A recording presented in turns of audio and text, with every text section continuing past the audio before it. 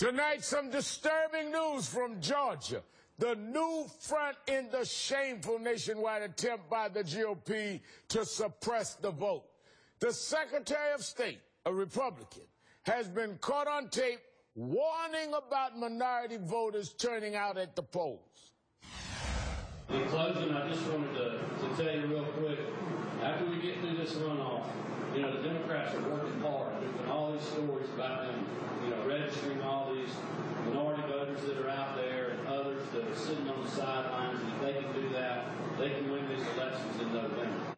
This is blatantly partisan. It's a blatantly partisan comment from the state's top election official. He then went on to urge Republicans to match those efforts. We've got to do the exact same thing.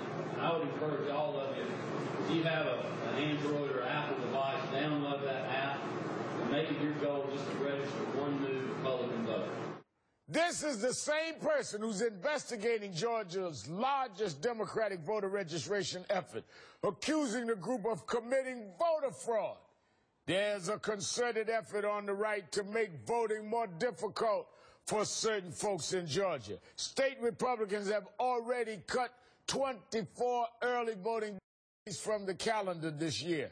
And on Tuesday, Republican State Senator Fran Miller wrote an angry response to a new early voting station in DeKalb County. Quote, "Now we are to have Sunday voting at South DeKalb Mall just prior to the election.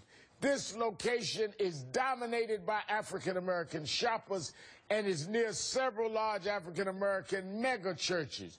We will try to eliminate this election law loophole in January." And when he was criticized for those comments, he doubled down, saying he would, quote, "prefer more educated voters than a greater increase in the number of voters." What is this lawmaker worried about? That early voting would be too convenient for African Americans? That they wouldn't be educated enough to vote? We can't sit by and let voting rights come under attack in Georgia, where Dr. Martin Luther King began his long fight for voting rights and equality, and not anywhere else in the U.S. where those rights are being attacked. Joining me now is Georgia Democratic State Senator Nan Orrock and Lee May, interim CEO for DeKalb County. Thank you both for being here. Thank you, Reverend Sharpton. Thank you. Senator Orrock, let me ask you, what do you make of these new comments from Georgia's Secretary of State? I'm not surprised because he's a Republican and a member of a party here in Georgia that's been blocking access to voting. We passed the second voter ID bill in the country was passed here in Georgia by the GOP. So there's been a steady drumbeat of the Republicans trying to suppress the vote in Georgia. They should be encouraging voter participation, and that's what democracy is all about. Instead, our highest official in charge of elections is caught on camera making these kinds of comments about minority voters, and then proceeds to actually attack a nonpartisan voter registration project that's going on here in the state. Now, Mr. May, it was your push to expand early voting sites that prompted the GOP lawmaker to talk about African-American shoppers and more educated voters. What's your reaction to that? Well, it's unfortunate that Senator Millard took this position. We were simply attempting to increase accessibility to the polls. You know, the trend in DeKalb County, Georgia, is that during presidential elections, voter participation is as high as 70%. But during off-year elections, it dwindles down as low as 40%. And so by adding one additional day on October the 26th, it gives us an additional day for people to get out and vote. And then on top of that, we also expanded the locations of where they can vote as well.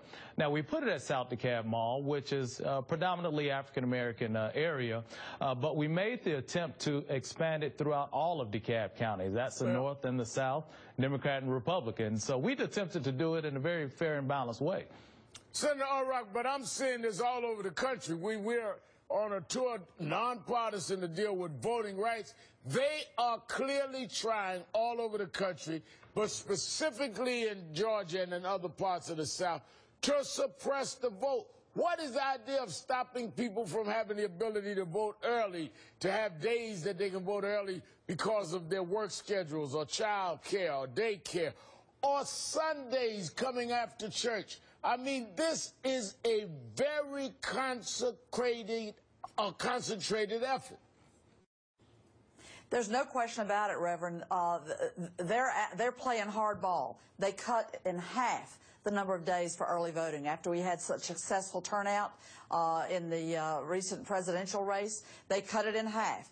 They are now hooping and hollering and saying they're going to block us from having Sunday voting days.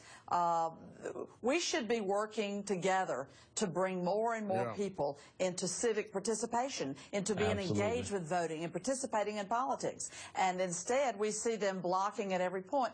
I think they know their days are numbered, that when large numbers of people vote, they're not going to do well with their narrow views on race and the fact that they're virtually really almost an all-white party, and they seem to fear people voting in the communities of color. This is a consistent pattern. They introduced legislation and tried to pass it this last year of saying that local counties can shut down early voting as they wish. It's been one bill after another, all designed to suppress the vote. You would think that they would be trying to improve their record. You'd think they'd be trying to move past the days of the old South. But sadly, they want to take us backward. But if you look at the strength of the African-American vote, and for example, in your state, where you have a tightening race that is between Michelle Nunn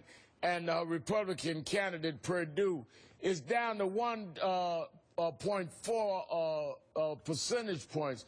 When you see that kind of tight race, African-American voters coming out, and many of them would, assumed by the Republicans, go for the Democratic candidates. It is really a real strategic move to suppress that vote for clear political reasons, aside from some of the bias that may be involved. Well, and the Senator Millar stated it was about partisan politics, and so whatever it takes to give them the advantage, I think they're willing to do. You know, in DeKalb County, we are a predominantly African-American county. We're the most heavily Democratic county in the entire state. So our county really does matter. And so guess what? If you do have more people coming to the polls early and on Election Day, it is going to make a difference throughout DeKalb County. But the interesting thing is, through our efforts, this was a nonpartisan effort.